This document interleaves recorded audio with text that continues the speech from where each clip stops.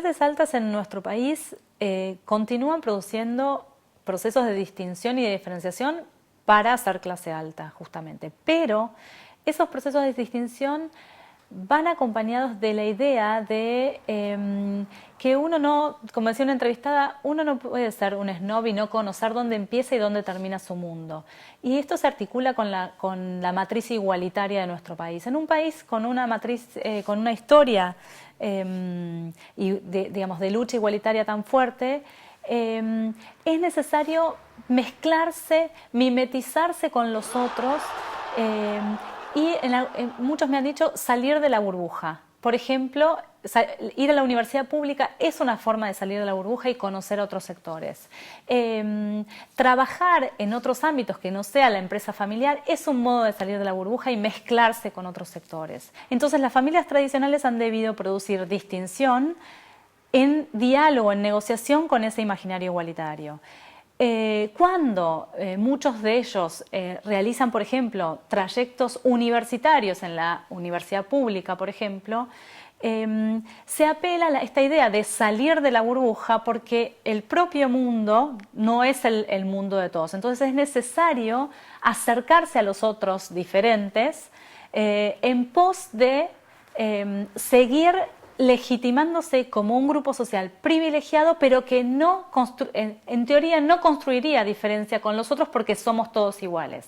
La idea de que somos todos iguales también se vincula con las experiencias formativas católicas de estos sectores y a partir de ser iguales todos a los ojos de Dios, digamos, las familias tradicionales producen diferencias desde una lógica igualitaria y democrática. O sea, si somos todos iguales porque somos todos buenos, simplemente Dios nos dio a nosotros algo de lo cual tenemos que ser agradecidos, y en esa lógica entran también muchas acciones de filantropía, muchas acciones de caridad en las cuales también participan las familias, pero también participan las escuelas a las que van los hijos de estas familias, con las cuales devolver a la sociedad algo de lo que el privilegio que les fue dado.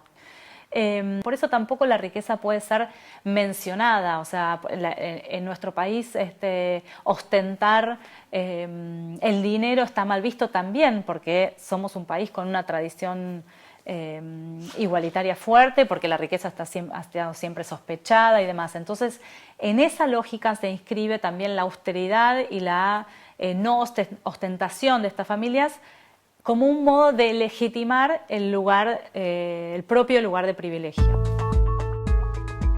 Estos grupos se han involucrado, digamos, han estado interesados por la conducción política todo a lo largo de su historia.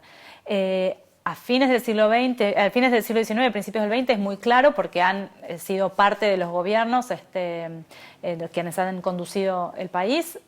Cuando se instaura el voto universal, a partir de la experiencia de la aparición de determinados partidos políticos y demás, dejan de participar en la vía política por la vía democrática. Sin embargo, siempre han estado vinculados con los distintos gobiernos. Por supuesto, en los gobiernos dictatoriales han puesto funcionarios, pero en los gobiernos democráticos también, ejerciendo una capacidad muy fuerte de poner determinados nombres en distintas carteras de gobierno o como asesores, por ejemplo. La voluntad de participar políticamente nunca desapareció, sí ha ido cambiando su forma. Ya a lo largo de mi trabajo de campo empecé a registrar que las nuevas generaciones empezaban a participar en política desde otros lugares. Por ejemplo, muchos ingresaban a partir del trabajo en ONGs, en asociaciones de la sociedad civil, a involucrarse con la idea de orientar las políticas públicas. Y es desde esa participación en las organizaciones de la sociedad civil que hoy se integran a determinados partidos políticos que los convocan y que han ganado las elecciones en el último periodo. Hoy llegan al poder elegidos democráticamente, digamos. Es la primera vez que miembros de este grupo social acceden al gobierno por la vía electoral.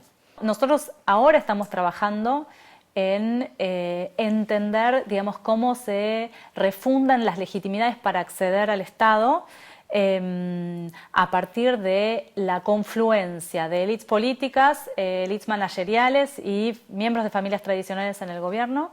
Pero es algo que recién estamos empezando a explorar. ¿Qué diferencias? Y además estamos acompañando el proceso histórico.